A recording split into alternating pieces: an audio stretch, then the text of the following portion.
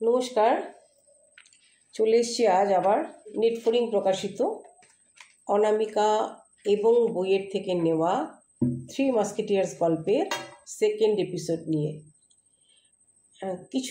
কয়েকটা দিন দেরি হলো আমার অসুস্থতার কারণে আপনাদের সামনে আসতে। তো সরাসরি এখন গল্পেই ঢুকে যাচ্ছি। গল্পের শেষে আবার বাকি কথা হবে। আসনে বসে জপের মালা নিয়ে ডুব দিয়ে আছে বাড়ির চক্রবর্তী। আস্তে আস্তে মিলিয়ে যেতে থাকে পারিপার্শ্বিক শব্দ। মনশ্চক্ষু উন্মিলিত হয়, মায়ের বক্ষ পর্যন্ত প্রসারিত সোনালি জিহ্বা। দৃষ্টি ক্রমাগত উপর দিকে এগোতে থাকে। মায়ের ঠোঁটের ফাঁকে উঁকে দেওয়া রহস্যময় হাসি, নাকে দুলতে থাকা সোনালি নোলক, দুই চোখ আর ভ্রু যুগলে কিছুক্ষণ থমকায় মন। এবার ত্রিনয়নে দৃষ্টি নিমজ্জিত হয়। বোঝা ত্রিনয়ন খুলে যায় পলকে। চোখের গোল মণি জীবন্ত হয়ে ওঠে নিমেষে। ঘুরতে থাকে মায়ের চোখের মণি। শিউরে ওঠে বাড়ির চক্রবর্তী। গায়ের প্রতিটা লোমকূপ দাঁড়িয়ে যায়। চক্রাকারে ঘুরতে থাকে বিশ্ব ব্রহ্মাণ্ড।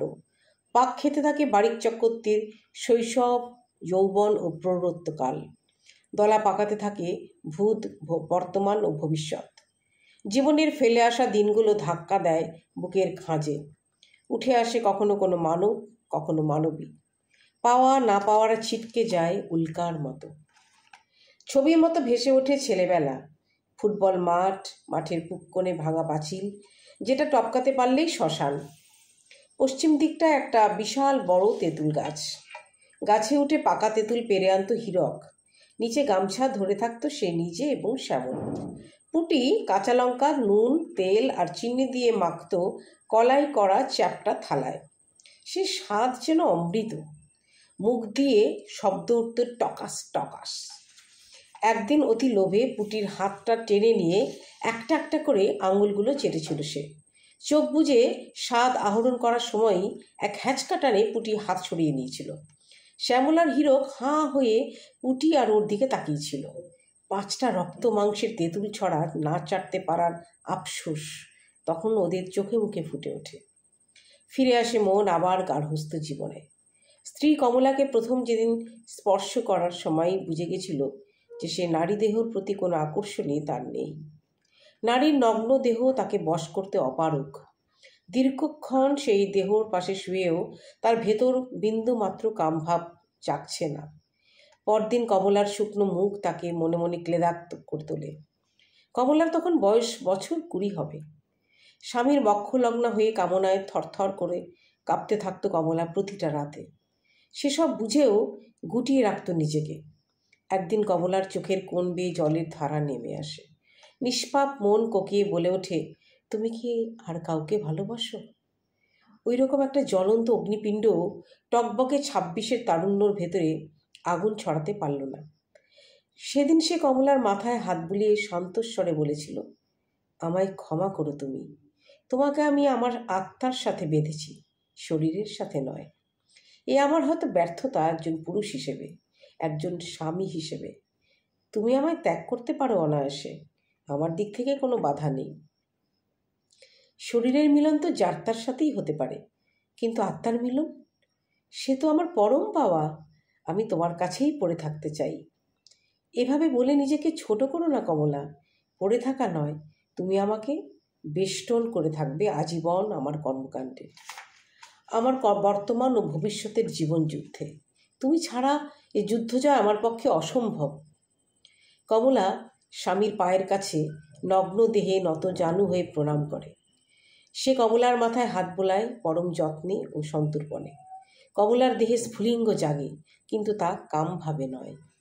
ঘুরতে থাকে মায়ের ত্রিনয়ন, এগিয়ে চলতে থাকে জপের মালা বাড়ির চক্রবর্তীর তর্জনী ও বৃদ্ধাঙ্গুষ্ঠ ছুঁয়ে। স্থির হয় মন একসময়। চোখ খুলে জপের মালা মায়ের আসনে গুটিয়ে রাখে বাড়ির চক্রবর্তী। দুহাত কপালে ঠেকিয়ে উচ্চস্বরে বলে ওঠে, জয় মা, জয় মা, সবার মঙ্গল করো মা। অনেক দিন পর জগাদার চায়ের দোকানে হঠাৎ করে স্যাটার মুখোমুখি হয়ে পড়ে পাঞ্জা। দুটো বড় ভাঁড় হাতে নিয়ে দুজন বিপরীত দুটো বেঞ্চে বসে। মাঝখান দিয়ে চলেছে বহু পিপাসী ও বুভুক্ষু মানুষ। একজনের ধাক্কায় চলকে যায় পাঞ্জার মাটির ভাঁড়। নড়ে ওঠে কৈশোর ও যৌবনের সন্ধিক্ষণে গজিয়ে ওঠা স্মৃতির আধলা আকাশ। সেখানে গুঁড়ো গুঁড়ো মেঘে ভাসতে থাকে আরও দুটো মুখ, যাদের ইচ্ছে থাকলেও সরিয়ে রাখা যায় না মন থেকে। এই যেমন ওই দুটো মুখের একটা মুখ এখন তারই উল্টো দিকের বেঞ্চে মুখোমুখি বসে। একবার মনে হলো চায়ের ভাতটা তাড়াতাড়ি শেষ করে এখান থেকে সটকে পড়বে, কিন্তু পর মুহূর্তেই মনে হলো কষ্টের পয়সা রিলিজ করে চায়ে ডুব দিয়েছি সবে, শটকাবার হলে ওই শটকাক। স্যাটা এক আধবার আর চোখে পাঞ্জাকে দেখেছে। ভাতটা তাড়াতাড়ি পাশের ভাঙা বালতিতে ছুঁড়ে ফেলে একটা সিগারেট ধরালো। পাঞ্জা উঠতে যাচ্ছিল, এমন সময় একটা হাত এগিয়ে এলো ওর মুখের কাছে। পাঞ্জা চমকে উঠে দেখলো স্যাটা ওর দিকে সিগারেটটা বাড়িয়ে দিয়ে বলছে, নে, কাউন্টার পার্টটা দিস। পাঞ্জা হঠাৎ উঠে স্যাটাকে জড়িয়ে ধরল। তুই ঠিকই বলিস স্যাটা, অভিমান বুকে নিয়ে ভালো থাকা যায় না, আর বন্ধুত্ব খাঁটি হলে একটু একটু গালাগালিও হজম করতে হয় হজমিগুলির মতো। শালা, গীতা কপচাচ্ছিস না রামকৃষ্ণ কথামৃত? স্যাটার কথায় যেন চাবুকে সপাং সপাং শব্দ। কিন্তু পাঞ্জার মন এখন প্রজাপতির মতো পাখনা মেলেছে আজ। কোনো ঋণাত্মক ভাবনার সেখানে প্রবেশ নিষেধ। পলাশের মাঠে যাবি? পাঞ্জার শিশুমন বলে উঠল। স্যাটা সিগারেটটা মুঠো করে টানতে গিয়ে হাতের ছাকা খেলো একটা। আরে ইডিয়েট, আজকাল বেশি ফুঁকছিস নাকি? কিছুই তো রাখিসনি বাল, পুরোটাই টেনে শেষ করে দিয়েছিস। স্যাটা পাঞ্জার দিক থেকে চোখ সরিয়ে বলল, আমি কিনে দেবো আরেকটা। যাবি পলাশের মাঠে? পাঞ্জার চোখে মুখে উপচে পড়ে সারল্য। যেতে পারি একটা শর্তে। কি শর্ত? যদি তপাকেও সাথে নিতে পারিস। স্যাটার গলায় অভিমানরা দলা পাকিয়ে ওঠে। পাঞ্জা পকেট থেকে ফোনটা বার করে, ও প্রান্ত অভিমানরা ঝরে পড়ে। কি মনে করে এতদিন পর? পলাশের মাঠে দেখা কর এক্ষুনি, একটা কাজের খবর আছে, ভালো পেমেন্ট পাওয়া যাবে মনে হচ্ছে। তুই আয়, না হলে টাকার অ্যামাউন্টটা বুঝতে পারছি না আমি কত ঠিক চাওয়া উচিত। যেতে পারি, তবে তবে কি? যদি স্যাটাও পারফর্ম করে, ওকেও ডাক। উড়ি তারা, তোরা তো প্রেমিক প্রেমিকার মতো করে কথা বলছিস রে। কি চলছে রে? মানে মানে পলাশের মাঠে এলে বুঝবি। স্যাটা ওর চেনা দোকান থেকে গাঁজা কিনলো 1 প্যাকেট। পেছন থেকে পাঞ্জা এসে কানের কাছে ফিসফিসিয়ে বলল, একটাই কি হবে, আজ আমিও টানবো। স্যাটা চোখ টিপে বলল, সে কি গুরু, তোমার চরিত্র নষ্ট হবে যে। সে অনেক আগেই হয়েছে, তার জন্য গাঁজা টানতে হয় না, মেয়েদের আঁচল ধরে টানলেই সেটা হয়। সেটাও করেছো নাকি? হ্যাঁ, তুমি তো একদম খনি থেকে তুলে আনা হিরে দেখছি। স্যাটা কিন্তু কারোর আঁচলে টান মারে না, মেয়েরা নিজেরাই ওটা সরিয়ে সামনে এসে দাঁড়ায়, তখন তার চরিত্রে কোনো দাগ লাগে না। শোনো গুরু, যারা যত ভদ্রলোক সেজে ঘুরে বেড়ায় তারা তত ভেতর থেকে অসৎ। এই স্যাটা বাংলা খায়, গাঁজা টানে, কিন্তু সজ্ঞানে কোনো মেয়েকে কলঙ্কিত করে না। মেয়েরা নিজেরা কালি মেখে স্যাটাকে চরিত্রহীন বানায়। এগুলো কথা কেউ জানে না। স্যাটাই যন্ত্রণার কথা কাউকে বলে না, নিজেই নেশায় বুঁদ হয়ে নিজের গায়ে কালি ছেটায়। তারা কারা স্যাটা? কারা শুনলে চমকে যাবি। চল, আজ শোনাবো স্যাটার চরিত্র হরণের গল্প। পলাশের মাঠে নামছে রোমাঞ্চকর আবছায়া। ছায়া যখন কায়াকে প্রতারিত করে, তখনই জন্ম হয় কাম, ক্রোধ ও লালসা। অনেক দিন পর ত্রিমূর্তির কায়া ও ছায়ারা জাপটে আছে বাস্তব জীবনের পরতে পরতে। জীবন যেন পাললিক শিলা দিয়ে গড়া ইমারত, যার স্তরে স্তরে জমে থাকে অব্যক্ত কত না কথামালা। কখনো কখনো সেই কথামালার মাঝখানে কান্নারা, শব্দরা জীবাশ্ম হয়ে পড়ে থাকে বছরের পর বছর ধরে। এমনই বহু বছর ধরে নিজের বুকের ক্ষতের স্তর সরিয়ে স্যাটা ওর জীবনের টাটকা জীবাশ্মদের উন্মুক্ত করতে থাকে 2 বন্ধুর কাছে। কথাগুলো অবিশ্বাস্য মনে হলেও তাজা সত্যি, এগুলো কাউকেই শেয়ার করা যাবে না। সেদিনটা ছিল গুরু পূর্ণিমা। আমি তখন মামাবাড়ি থাকতাম। একটা ভালো স্কুলেই ভর্তি হয়েছিলাম। ক্লাস 9-এর শেষ দিকটা হবে। গালে দাড়ি গজাচ্ছে অল্প অল্প, গলাটা অদ্ভুত রকমভাবে পাল্টে যাচ্ছে টের পাচ্ছি। দিদা আমার ছোটো মাসিকে ওর গুরুদেবের আশ্রমে পাঠিয়েছিল কিছু টাকা পয়সা দিতে। দুপুরে খাওয়া সেরে গুরুদেব নাকি তখন নিজের ঘরে বিশ্রাম নিচ্ছিল। ছোটো মাসি ঘরে ঢুকে প্রণাম করতেই ব্যাটা খোলস ছেড়ে সমূর্তি ধারণ করলো। মানে তপা কমলার একটা কোয়া মুখে ঢোকাতে গিয়েও থমকে গেল। নেকু, মাথায় ঢুকলো না? মন্ত্র আউড়ে গেরুয়া বস্ত্র পরলেই কি গুরু হওয়া যায়, যদি না তার মধ্যে ত্যাগ থাকে? পাঞ্জা ফেলুদার মতো চোখটা একটু তীক্ষ্ণ করে বলল, গুরুজির বয়স কত ছিল? কে জানে, 70ও হতে পারে, আবার 60ও হতে পারে, আবার 80ও। ব্যাটারে কি আর বার্থ সার্টিফিকেট শো করে? তারপর তপার চোখ কপালে প্রায় তখন। তা তোর চরিত্র হনন কি করে হলো? এ তো তোর ছোটো মাসির গল্প শোনাচ্ছিস। স্যাটা তপাকে ভালো করে দেখে নিয়ে চোখ সরিয়ে বলতে শুরু করলো। রাগ করে ফিরল ছোটো মাসি। দিদা অস্থির হয়ে ততক্ষণে ঘর বার করতে শুরু করেছে।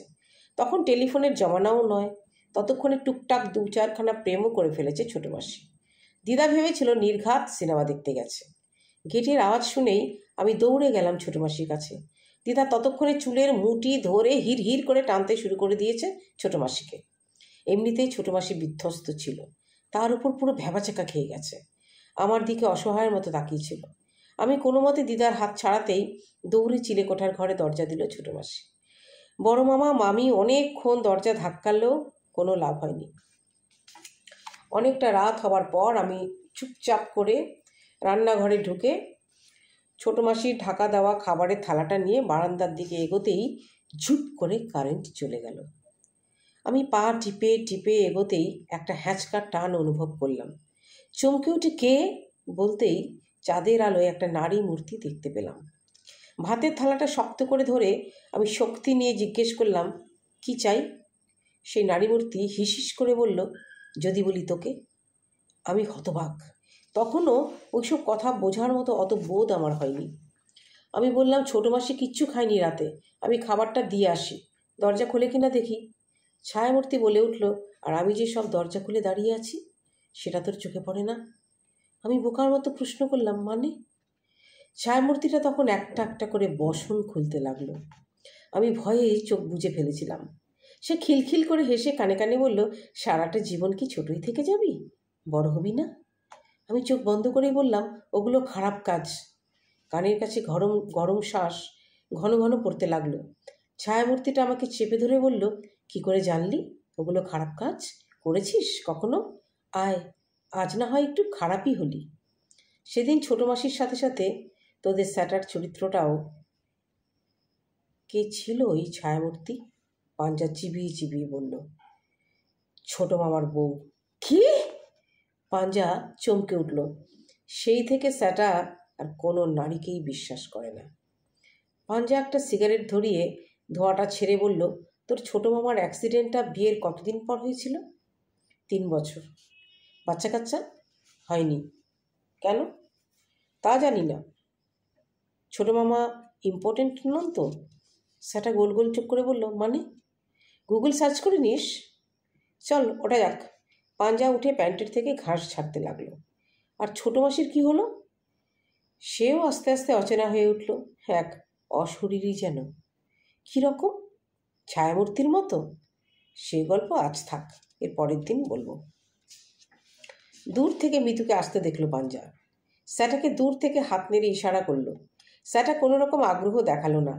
হয়তো আজ ওর মনটা জীবনের পিছন পানে ওকে টেনে নিয়ে চলেছে। বর্তমানের ইচ্ছেরা এই মুহূর্তে আর ডানা মেলে ধরছে না। মিতু কেমন যেন বোকা বনে গেল। ওর চাহনি দেখেই সেটা ভালো বুঝতে পারছে পাঞ্জা। স্যাটা ওকে দেখে ওর দেখলো না, এটা হজম করা ওর মতো চপল কিশোরীর পক্ষে একটু মুশকিলই। চপল? আগে তো কখনো মিতুকে চপল বলে মনে হয়নি পাঞ্জার, বরং ওকে ধীর স্থিরই লাগতো। তবে কি দিন দিন দেখার চোখ বদলাচ্ছে? জীবনের দর্শনও বোধও নিরন্তর পাল্টাচ্ছে? আমি কি একটু বুড়িয়ে যাচ্ছি বেশি বয়সের তুলনায়? এগুলো কি সঙ্গের ফলপ্রসূতার জন্য? হঠাৎ পকেটে বেজে উঠল, তুমকো পায়া হ্যায়। ফোন বার করে দেখলো বারিক কাকু কলিং। সেদিন বলছিলে না তোমার বাবার লেখা একটা গান একটা চ্যানেলে শুনছিলেন তোমার মা? হ্যাঁ কাকু, ওটা কি আমার বাবার লেখা গানটাই? হ্যাঁ। আর কে গেয়েছে জানো? কে? তিতির মা। উনি গানও জানেন নাকি? হ্যাঁ, আমার কাছেই শেখে। তুমি ঠিক কি জানতে চাও বলো? ওই গানটা তো বাবার লেখা, তাহলে সঞ্চালিকা আপনার নাম নিলেন কেন? এটা আমার প্রথম প্রশ্ন। কারণ গানটা আমারই লেখা, তোমার বাবার নয়। হীরক প্রথম প্রথম ভালোই লিখত, কিন্তু পরের দিকে কিছু কিছু কিছু কি? বলুন কাকু, কিছু কি? আমি জানতে চাই। কচি বয়স, এখনো অনেকটা জীবন পড়ে আছে, টানতে কষ্ট হবে। না কাকু, আপনি বলুন। জীবনের কিছু ধূসর পাণ্ডুলিপি না জানলে নিজেকে পুরোপুরি জানা হয়ে ওঠে না। তোমার বাবা শেষের দিকে গানের নেশা ছাড়াও আরও দুটো নেশা ধরেছিল, মদ আর মেয়ে মানুষ। সহজ সরল লক্ষ্মীমন্ত স্ত্রীকে ঠকিয়ে ওর এই কর্মে আমি কিছুতেই সায় দিতে পারছিলাম না। ওদিকে তখন আমাদের প্রচুর কাজের অফার আসছিল, কিন্তু হীরকের লিরিক্স লেখায় মন নেই। আজে বাজে সব শব্দচয়ন করছে, ছন্দ মেলাতে পারছে না। আমি তখন কলম তুলে নিলাম, ওর নাম দিয়েই পরপর লিখতে থাকি। কারণ আমাকে সবাই গায়ক হিসেবে জানতো ও মানত। সুর দিত শ্যামল, শ্যামলও বিরক্ত ওর ব্যবহারে। আমাদের তিনজনের মেলবন্ধন ছিল প্রয়াগের মতো। তিনজনের সৃষ্টিধারা এক জায়গায় এসে মিলে একটা ইউনিক সঙ্গীতের সৃষ্টি হতো। প্রথমে ওরা কথা ও সুরের বীজ বপন করত আমার মননে গভীরভাবে। তারপর সেই কথা ও সুর আমার স্বরের সাথে মিলে মাতোয়ারা হয়ে উঠত। এক সৃষ্টি সুখের উল্লাসে মেতে উঠতাম আমরা থ্রি মাস্কেটিয়ার্স। নামটা শুনে চমকে উঠল পাঞ্জা। গলা দিয়ে একটা আওয়াজ কোকিয়ে বের হয়ে এলো। আবার ভেসে এলো বারিক কাকুর গলা ফোনের অপর প্রান্ত থেকে। আমি চাইনি এই সৃষ্টিধারা কোনো রকম ব্যাঘাত ঘটুক। বাইরের কেউই জানতো না আসলে গানগুলো কার লেখা। যে পৃষ্ঠায় গানগুলো লিখতাম ও ডায়েরির পেজে, আমি একদিন ওর ডায়েরি থেকে সেগুলো ছিঁড়ে ফেলি। কারণ তোমার বাবা তখন পয়সার জন্য আমার লেখা গানগুলোকেই অন্য সুরকারদের কাছে বেচে দেওয়ার জন্য ভেতরে ভেতরে চেষ্টা চালিয়ে যাচ্ছিল। বাবা জানতো যে আপনি গান লিখছেন বাবার হয়ে? হ্যাঁ, একদিক থেকেও বেঁচেই গেছিল, আর কষ্ট করে মাথার থেকে শব্দ বের করতে হচ্ছে না। বাবার মৃত্যু কী করে হলো কাকু? তোমার বাবা একদিন ছেঁড়া ডায়েরিটা নিয়ে আমার ওপর এসে চড়াও হয়। দু এক কথার পর ঝামেলা শুরু হয়, শেষে হাতাহাতির পর্যায়ে পৌঁছে যায়। আমাদের তখন বাড়ি তৈরি হচ্ছিল, অনেক লোহা লক্কর ইট সিমেন্ট ছড়ানো থাকতো এদিক ওদিক। আমাকে নিচে ফেলে মারতে গিয়ে ওপর থেকে ইট গড়িয়ে ওর মাথায় এসে পড়ে। আমার কাকা পুলিশে চাকরি করতেন, তিনি পুরোটাই জানতেন, তাই আর এ নিয়ে কোনো রকম অশান্তি হয়নি। সবাইকে জানানো হয়েছে এক পথ দুর্ঘটনায় হীরক মৈত্রের মৃত্যু হয়েছে। আমি ঘটনাটিতে খুবই আপসেট হয়ে পড়েছিলাম, তাই গান গাওয়াও ছেড়ে দিয়েছিলাম। নতুন করে আবার জীবন শুরু করলাম মায়ের আরাধনায় ডুব দিয়ে। আর শ্যামল কাকু, উনি এখন কোথায় থাকেন? সেদিন বাবার মাথায় শ্যামল কাকুই ইটটা ফেলেনি তো? হ্যাঁ, সেটা তো ভাবিনি। তবে ওরও কোনো খোঁজ পাওয়া যায়নি তোমার বাবার মৃত্যুর পর। কেউ বলে মারা গেছে, কেউ বলে পাগল হয়ে গেছে। আজও আমি শ্যামলের প্রতীক্ষায় দিন গুনি। আজ রাখি কেমন? আবার এসো, তখন কথা হবে। রাস্তার ধারে আজ আবার পাগলটা গান ধরেছে। এর আগে ওর গান কখনোই মন দিয়ে শোনেননি স্যাটা। আজ শুনে থমকে দাঁড়ায় কিছুক্ষণ। আশেপাশের মানুষদের অত সময় কোথায় যে তাদের অমূল্য সময় নষ্ট করে গান শুনবে? কেউ কেউ আবার দয়া করে 10-20 টাকার নোটও ছুঁড়ে দিচ্ছে। একজন আবার গরম মালপোয়া দিল দুটো একটা তালপাতার বাটিতে। পাগলটা গান থামিয়ে লোকটার দিকে জুলজুল করে তাকালো। রুক্ষ শুষ্ক চুলের ফাঁক দিয়ে একজোড়া চোখ বেরিয়ে এলো, যে চোখ আর যাই হোক কোনো মস্তিষ্ক বিকৃত মানুষের চোখ হতে পারে না। এ তাহলে পাগল নয়, তাহলে লোকটাকে? এর ঘর বাড়ি আত্মীয় পরিজন কেউ নেই? স্যাটা এক অমোঘ টানে পায়ে পায়ে লোকটার পাশে গিয়ে দাঁড়ায়। লোকটা মন দিয়ে মালপোয়া খাচ্ছে। স্যাটা আস্তে করে পাশে বসলো, সামান্য দূরত্ব বজায় রেখে। লোকটা খাওয়া থেমে গেল মুহূর্তে। একটু দ্বিধান্বিত হয়ে বাঁ হাতটা স্যাটার দিকে বাড়িয়ে বলল, মালপোয়া, গরম একদম, খাবে? স্যাটা বিস্ময়ে হতভাগ। যা ভেবেছিল ঠিক তাই, লোকটা তো পাগল নয়। স্যাটা বিনয়ের সাথে বলল, না, আমার পিঠে সহ্য হয় না। লোকটা বলল, ঘেন্না পাচ্ছ বুঝি একটা রাস্তার ভবঘুরের পাত থেকে খাবার তুলে খেতে? আপনি তাহলে ভবঘুরে, পাগল নন। ভালো বলেছ, পাগল নই, ভবঘুরে। এই ভবের সংসারে আমরা সবাই তো ঘুরে ঘুরেই বেড়াই। সেদিক থেকে আমরা সবাই কি ভবঘুরে নই? আপনার বাড়িঘর, নিজের লোক কেউ নেই?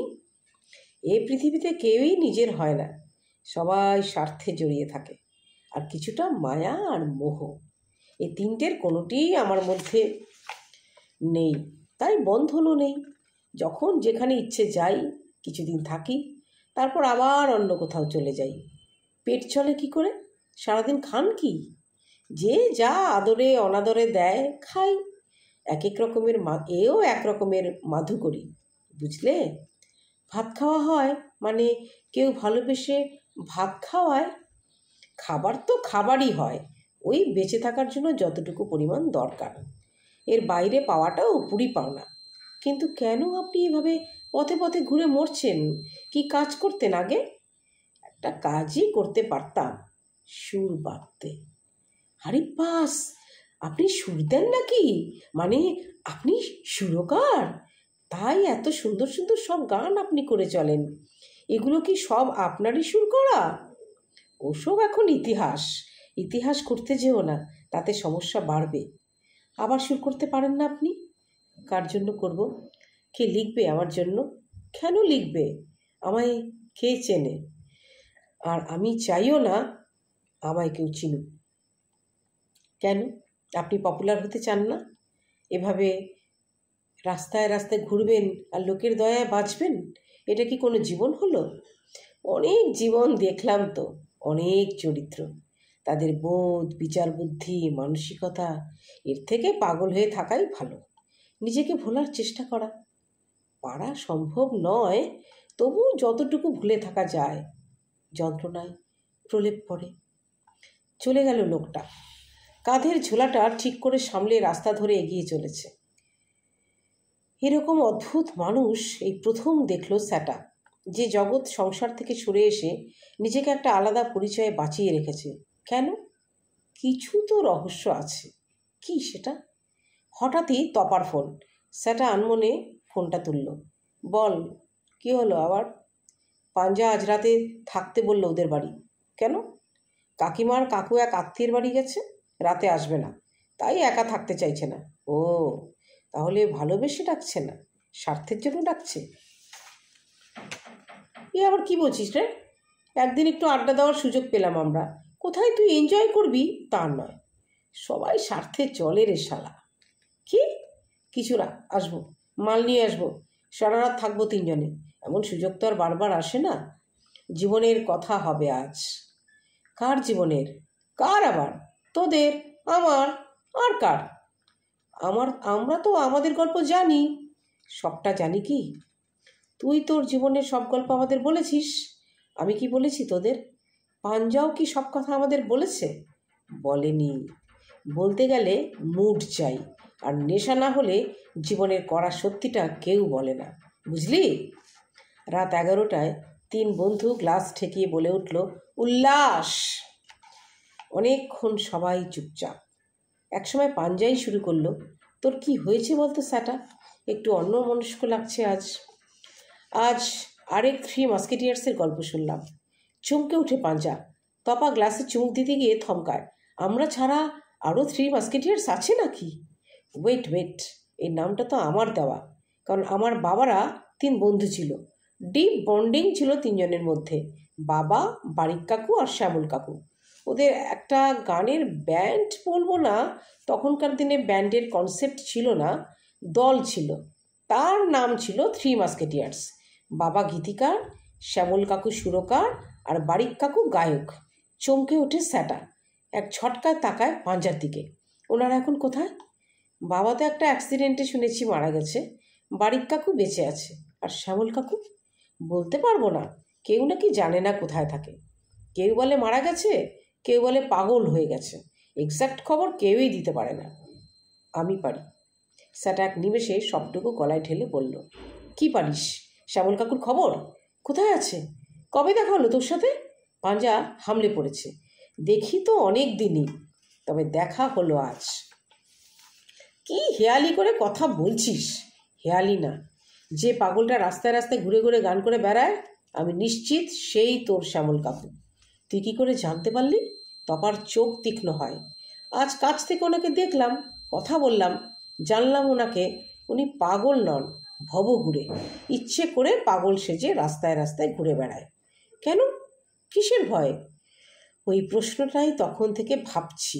কেমন অদ্ভুত অদ্ভুত সব কথা বলছিলেন। কি মনে করে বল? অতই যদি মেমোরি থাকতো তাহলে কি আর শালা তোদের সাথে বসে এখানে বাংলা খাই? রকেটে চড়ে অন্য গ্রহে সটকে পড়তাম। কোথায় থাকে সেটা শুনেছিস তো?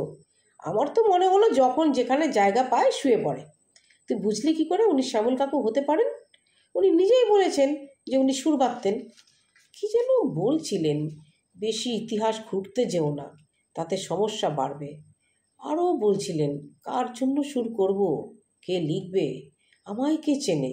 অনেক জীবন দেখলাম, এর থেকে পাগল হয়ে থাকাই ভালো, নিজেকে ভোলার চেষ্টা করা।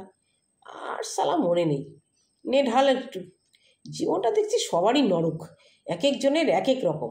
ওই লোকটার জীবনটা কি আমার চেয়েতেও নরকের রে? কে জানে সালা। তোর জীবনে কি এত নরক যন্ত্রণা আছে শুনি? মৃত্যুর মতো জন্মনে মেয়ে তোকে স্পেশাল ইম্পর্টেন্স দেয়, হয়তো তোকে ভালোবাসে। এই বয়সে একটা ইয়াং ছেলের যার ডিমান্ড হওয়া উচিত। আমার আর কোনো ডিমান্ড নেই, বুঝলি? মায়ের সম্পর্কে মহিলারা নিজেদের জ্বালা মেটাতে এই স্যাটাকে ইউজ করে করে মেয়েদের প্রতি ঘেন্না ধরিয়ে দিয়েছে। মেয়েদের শরীরের প্রতি আর কোনো আকর্ষণই আমার নেই। ভালোবাসতে পারি না রে আর কোনো মেয়েকে। কোনো নিষ্পাপ মেয়ের চোখের দিকে তাকাতেই পারি না। মনে হয় ওকে ঠকাচ্ছি। কোন মহিলারা স্যাটা? বাইরে যেগুলো সতী সাবিত্রী সেজে ঘুরে বেড়ায় সেগুলো? ছোটো মামি আর ছোটো মাসি? দে দে আর একটা বাড়া। জল দিবি না, এবার মারবো। স্যাটা বমি করবি, থাম এবার। তপা বোতল সরিয়ে রাখে। শোন, এই স্যাটা না না কোনো দিন বমি করে, না কোনো দিন মাতাল হয়। নে তপা, এবার তোরটা শুনি, বল। আমার তেমন আহামরি কিছু বলার নেই। সাদামাটা একটা জীবন, কোনো মতে গড়িয়ে গড়িয়ে দিন কেটে যাচ্ছে, তাই বুঝি? কোনো মতে? আদরে সোহাগে নয় বলছিস? তুই আবার শুরু করেছিস। বলেছি না আদুরিকে এসবের মধ্যে টেনে আনবি না, ও একটা বাচ্চা মেয়ে। তাই বুঝি? তা বড় করতে এত টাইম নিচ্ছিস কেন? স্যাটা, নিজের মতো সবাইকে ভাববি না কিন্তু। এই স্যার, কী বলছিস বে? আমি নোংরা আর তুই ধোয়া তুলসী পাতা না? আমি নিজের ইচ্ছে কিছু করিনি রে, আমাকে দিয়ে জোর করে সুখ পেটানো হয়েছে। মেয়েরা একাই ধর্ষিত হয় না রে সালা, ছেলেরাও ধর্ষিত হয়, শুধু সেটা খবর হয় না মিডিয়ায়। আমার কথা মিলিয়ে নিবি। তুই ওকে যত কচি ভাবিস, ও কিন্তু তত কচি না। কোন দিন দেখবি তোর এই তামাটে ঠোঁটেই হুল ফুটিয়ে দেবে, তখন বুঝবি কামড়ের বিষ কতটা। আটকে উঠল তপা। মনে মনে ছাদের প্রথম সন্ধ্যার ঘনিষ্ঠ মুহূর্তের কথা মনে পড়ল। সত্যি তো, আদুরি তো প্রথম ঠোঁটে ঠোঁট রাখার সাহসটা করেছিল। অনেক দিন হয়ে গেল, আর আদুরি তো আর আগের মতো আসছে না। এটা কি আদুরির জন্য উদ্বেগ, না শরীরের টান, নাকি ভালোবাসা? না, তা না হলেও একটা রিনরিনে ভালো লাগা। নে, বোঝা গেছে এই মালের থেকে আর কিছু পাওয়া যাবে না। এটা চরম শিশু। গুরু, এবার তুমি শেষ টানটা দাও দেখি। শেষ টান মানে? আজ আমরা সবাই যার যার জীবনের ছবি তুলি দিয়ে আঁকতে বসেছি। এবার তুমি তোমার জীবনের গল্প দিয়ে তুলির শেষ টানটা দাও। পাঞ্জা সোজা টান টান হয়ে বসলো। বাবা, তুই এত ভাষা শিখলি কবে স্যাটা? আমার গল্পটা তোদের ঠিক বিশ্বাস হবে কি না জানি না। আজকে এই পর্যন্তই। এর পরের পর্বে আমরা শুনবো পাঞ্জার জীবনের গল্প। তো আমরা গল্পের সাথে সাথে দেখতে পাচ্ছি স্যাটাকে দেখে আমরা যতটা খারাপ ছেলে, বখাটে ছেলে, বকে যাওয়া ছেলে বলে মনে হয়, স্যাটা কিন্তু জীবনের যুদ্ধে সংগ্রাম করতে করতে ততটাই বিধ্বস্ত।